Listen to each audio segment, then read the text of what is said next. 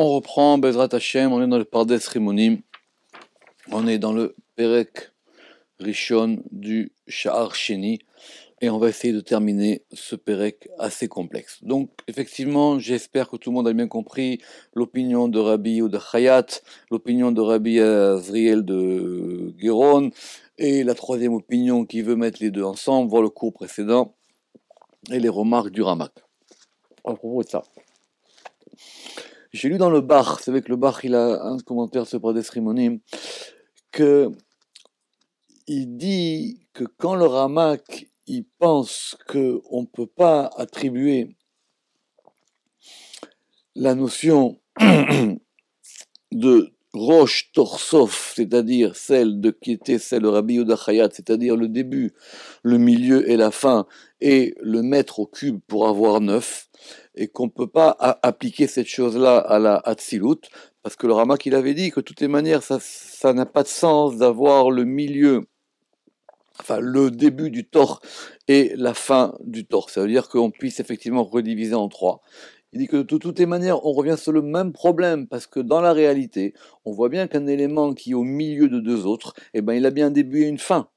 Donc, Mimele, que quand Rabbi Yehuda Chayat, il parle de Rosh Torsof, il parle lui aussi de Rosh Torsof, d'un côté qui serait purement formel, et non pas d'un élément et non pas d'un élément concret. Parce que si c'était un élément concret, alors effectivement, on pourrait encore une fois arriver à 10 de cette manière-là. Bon, ce qui est intéressant encore une fois, c'est que la Kabbalah des Rishonim, c'est une Kabbalah qui a voulu mêler la philosophie, et qui a voulu mêler la philosophie avec des éléments de Kabbale. Bon, c'est connu que le Harizal, il dit que de toutes les manières, toute la Kabbale qui va après le Ramban, on ne doit pas s'occuper de ça parce que ce sont des éléments trop compliqués, évidemment, sauf la Kabbale du Ramak, voir cette question-là. Bon, en tout cas, revenons maintenant sur comment est-ce que le Ramak va essayer de terminer ce chapitre en répondant aux questions qui nous restaient. Et donc, malgré nous, nous allons répondre à ça de deux choses. Premièrement, qui uchrach מטעם כי יש הבדל בין האינסוף והנצלים, כהבדל שבין עילה לעלול.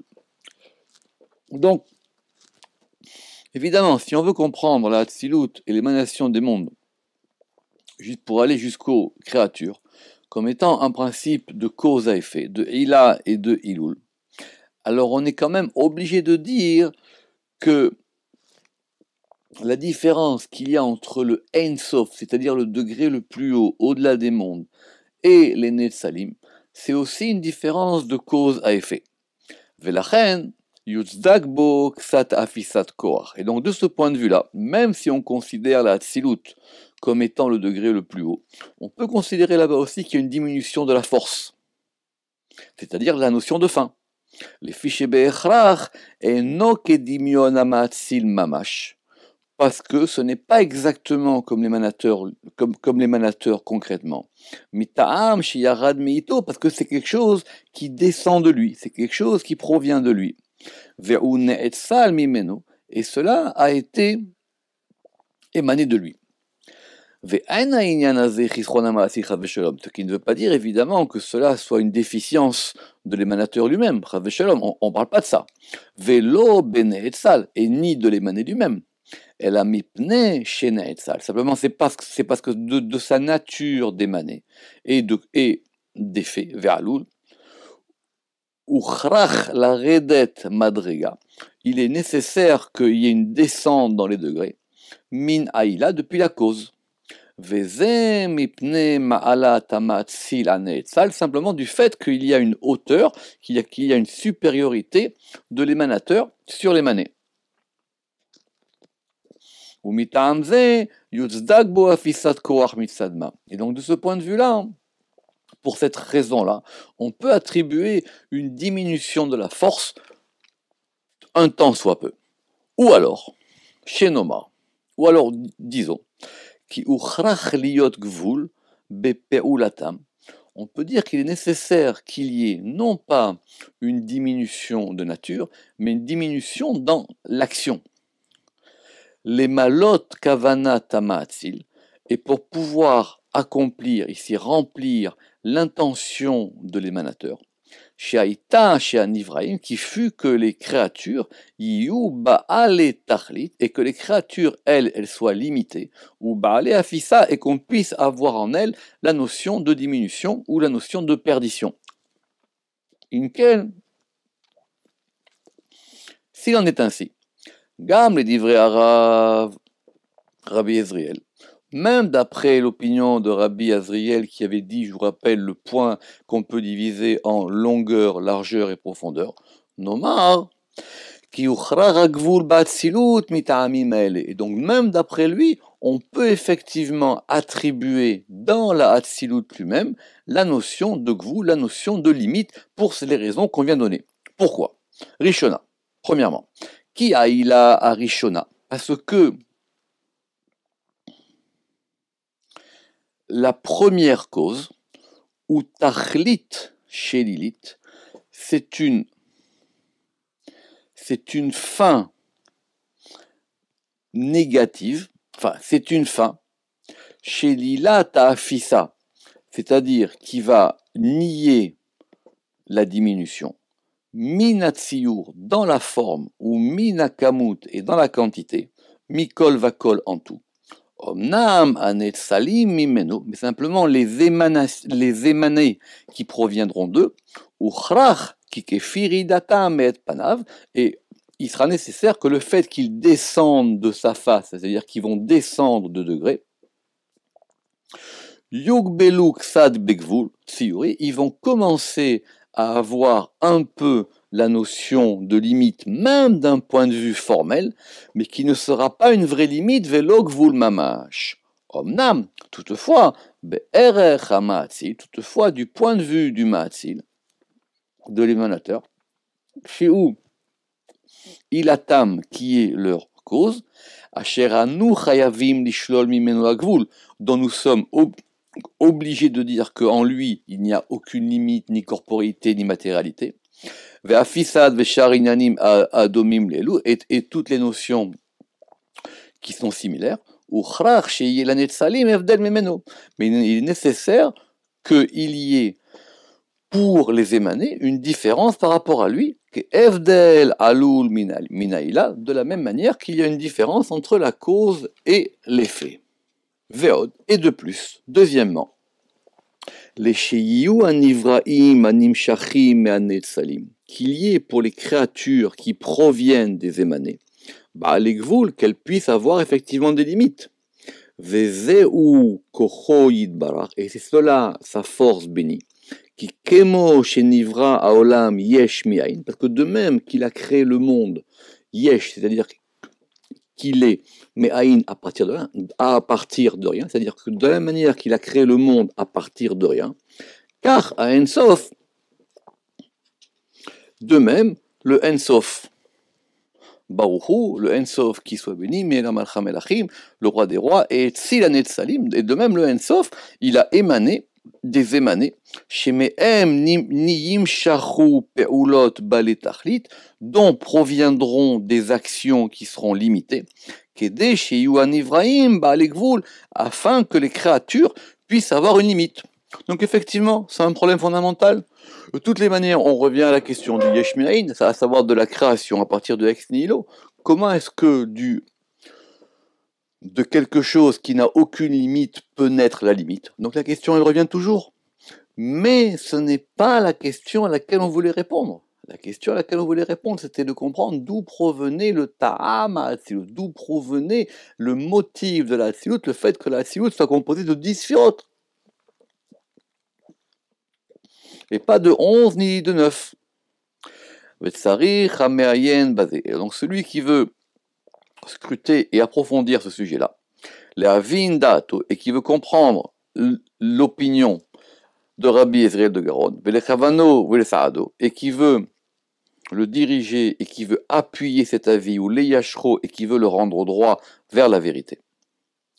Ve'al yarshov, et donc c'est pour ça qu'il faut bien comprendre ce qu'il a voulu dire. Ve'al yarshov iyot kavanatenu basé leagbil. Et effectivement, on ne pense pas que notre intention, c'est d'attribuer des limites ni à l'émanateur, ni dans les émanés. Khalila Vechaz. N'oublie pas que d'après le Ramak, il y a une différence entre les Netzalim et les Nivraim. Parce que les Netzalim, ils proviennent de la Hatzilut, c'est-à-dire du monde de l'émanation, dans lequel il y a, a priori, on ne peut pas considérer le fait qu'il limite. Et les Nivraim, ceux qui vont être créés, c'est-à-dire ceux qui vont venir du monde de la Bria, ou à partir du monde de la Bria, alors là, on va pouvoir commencer à considérer qu'il y a des limites. Aval, Akavana basé. Simplement, ce que nous on veut dire, ou שאחר שנשלול הגשם והגבול והכמות והפיסת הכוח והתכלית, après que nous ayons éliminé la matérialité, le gvoul, la limite, akamut, la quantité, ve'afisat koar, et la diminution de la force, ve'atachlit, et le but, ve'asof, et la fin, mais à atilut. Donc d'accord, donc je reprends, c'est-à-dire après que nous ayons considéré, et ça c'est évident, qu'il ne peut pas avoir dans la Hatzilut, on va refaire toute cette liste-là, à Geshem, la matérialité, le Gvul, la limite, à Kamut, la quantité, à Fisat Koar, la diminution de la force, le Tachlit, le but, le Sof, la fin, Me'atzilut Taor Ve'akadosh, de l'émanation la pure et la sainte, Tachlit Ashlila Ve'elchek, de façon absolue, c'est-à-dire de la façon la plus extrême possible. On ne peut pas du tout considérer que dans la Tzilut, il n'y ait aucun de ces éléments-là. Donc nous sommes obligés, de façon nécessaire, complète, les halot od bemadrega yoter eliona. Donc nous sommes obligés de monter dans un degré qui soit plus haut, veyoter nifreret, et un degré qui soit plus louable, qui soit plus important, dans le En-Sof, Amaatzil, dans le En-Sof de l'émanateur, Meler Malcha Melachim, le roi des rois. Velachen, et c'est pour ça, Karaou En-Sof, Me'ataam Aniskar. Et c'est pour ça que le En-Sof, on l'a appelé qui n'a pas de fin. Vous savez, c'est une question classique. Pourquoi est-ce que le En-Sof, il s'appelle sans fin? Parce que parce qu'on pourrait dire pourquoi est-ce qu'on l'appelle pas sans commencement, d'accord? C'est une question classique. Parce que le commencement, c'est encore plus haut que la fin. C'est-à-dire qu'on n'a aucune idée de ce que c'est. Et donc la seule manière de le définir, c'est de façon négative, et de le définir de façon négative uniquement par rapport à la fin. Ou miut adibur binyan hazeh yafé. Et de toutes les manières, le fait de parler peu de ces choses-là, c'est bien. Venahava, et c'est quelque chose qu'il faut faire. Ve'al kazeh ve'al kayot sebo. Et à propos de ça et de ce qui en recourt, et de ce qui en découle, Nehemar, il a été dit dans Michelet, il a été dit dans les Proverbes, au verset 27-26, Kevasim lilbushecha. Littéralement, ça veut dire les brebis sont pour tes habits, et la suite du verset dit les béliers sont pour le prix de ton champ. Qu'est-ce que ça veut dire ce verset? D'après le Pshat, ça veut dire qu'il y a des choses qui vont juste te permettre de te payer des habits. Et il y a des choses qui vont te permettre de payer des choses plus importantes. Donc les brebis, il y a juste de la laine dans les brebis. Donc ça va juste te permettre de te payer des vêtements. Mais les béliers, qui sont des animaux qui ont plus de valeur, avec ça, tu vas pouvoir t'acheter un champ. A priori, ça veut dire qu'il y a des choses qui sont là simplement pour recouvrir, il y a des choses qui sont plus intérieures. Ça veut dire ne cherche pas trop à comprendre ça.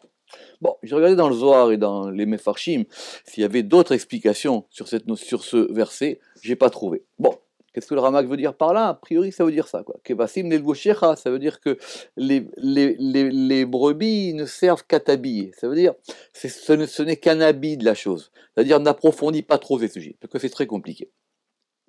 Ve'im kolze. Mais malgré tout cela, Raïnou le'achliach ha'inyan bedivre ha'rashbi alav ha'shalom batikuni. Mais nous voulons apporter une preuve à cette notion à propos des paroles de Rabbi Shimon Bar Yochai dans les Tikkunei HaZohar. Effectivement, c'est ça la voix du Ramak. c'est qu'effectivement on a ramené la Kabbalah des Rishonim, on va y revenir encore dans les chapitres suivants, mais ce qui nous permettra à chaque fois d'être, j'allais dire, un, un vecteur ou d'être une marque, ça va être ou d'être un marqueur, ça va être les paroles du Zohar. Or dans le Zohar, c'est marqué en une phrase. Dans le Tikkun 70, Keter, il a la couronne supérieure. Afilou deiu or kadmon, bien que ce soit la lumière primordiale. Or tsar, la lumière nitessence. On verra qu'il y a une porte qui s'appelle Shar Atar Sachot, où on parlera de ces degrés de lumière qui sont les lumières les plus pures possibles. Elles sont même au-dessus de Keter. Et cette lumière, elle s'appelle Or Tsar et Or Metzur Tsar, la lumière. J'ai traduit ça en français par nitessence, et nitessence, parce que c'est Metsursa, ça veut dire qu'elle est encore plus pure, encore plus raffinée. Donc, Keter, il a, je reprends le Zohar, Keter, il a la couronne supérieure. Afalgav dei ou Orkadmon, bien que ce soit la lumière antérieure. Or Tsar, la lumière la plus pure de la pure. Ou Kma i ou Kadam ilatailot, elle est noire face à la cause des causes. C'est-à-dire que le plus haut des degrés, par rapport au degré qui est au-dessus, alors il est considéré comme n'apportant aucune lumière. Il est complètement noir. Vers Kavana, qu'est-ce que ça veut dire? Afalgav, chez Utsar, bien que ce soit, chez Ortsar, bien que ce soit une lumière pure, Tachlit Atoar, de la plus grande pureté possible, ou de la plus grande luminosité possible, Veu Be'engvul, et que cette lumière-là, la lumière de Keter, c'est le degré le plus haut de l'émanation, de la Hatzilut, et qu'elle n'a aucune limite. Ve'anu chayavim lishlol mimenu aviyud ve'agvul, et que effectivement nous devons ne pas considérer qu'il y a en elle, ça veut dire éliminer d'elle la notion d'épaisseur et la notion de limite. Im kolze malgré cela, nous devons considérer qu'il y a quand même une épaisseur et une limite, et la nullité de la lumière, la déperdition de la lumière et de la force par rapport par rapport à l'émanateur qui lui est la cause de cette lumière. Donc la notion de cause à effet maintenant ici, d'après le Zohar, elle est différente, à savoir que c'est toujours par rapport au degré d'en haut. Ce qui est lumière par rapport à un degré, par rapport au degré qui est au-dessus, elle sera considérée comme étant une non-lumière. Et non pas l'inverse. Et c'est pas simplement depuis l'effet qu'on comprend la cause, c'est depuis la cause qu'on peut imaginer qu'est-ce qu'il y a au-dessus de la cause. Et ça change beaucoup de choses. Velazé. Kina belashon ze el ensof, belashon ilat tailot. C'est pour ça que le Zohar, il a employé ici la notion de ilat tailot. J'avais déjà un cours précédent, et je répéterai qu'il y a une différence dans le Zohar entre ilat tailot et sibat asibot, et on avait vu aussi un troisième terme, qui était le ila ve le halul. En gros, ce sont des notions de causalité, de cause à effet, mais qui sont à des degrés différents. Le Ilat Tailot, la cause des causes, c'est le degré le plus haut. Et Sibat Asibot, c'est un degré le plus bas. On verra peut-être après comment ça fonctionne dans le hors, si ce sont des causes directes ou des causes indirectes. Mais en tout cas, c'est pour ça qu'on a appelé ici dans ce texte du Zohar le Ensof comme étant la cause des causes. Vers Kavana, et l'intention en est les Hayev Aïnian Be'echrar Gamour, pour pouvoir affirmer la chose de façon absolue, qui ou ilat ailot kulam, que c'est la cause de toutes les causes, velachen ou mukhrach iotlo ma'ala al kulam, et c'est pour ça qu'il est au-dessus de tout. Ve'im nishla la atzilut mikol chisaron shebaolam, et même si on élimine de la Hatzilut tout manque qui puisse être dans le monde,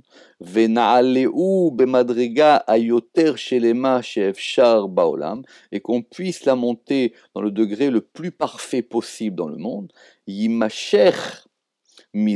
en ressortira Achrachat metziut siba rishona, le fait qu'on nie la réalité de la première cause, qui va chez Keter, parce que le Keter, Bema'ala she'en ma'ala mimena, qui est le degré dans lequel il n'y a pas de degré encore plus haut que lui. Imken ma'ala she'yitale ala vama'atzil, et sinon alors quel serait le degré qui irait au-dessus de l'émanateur? La reine,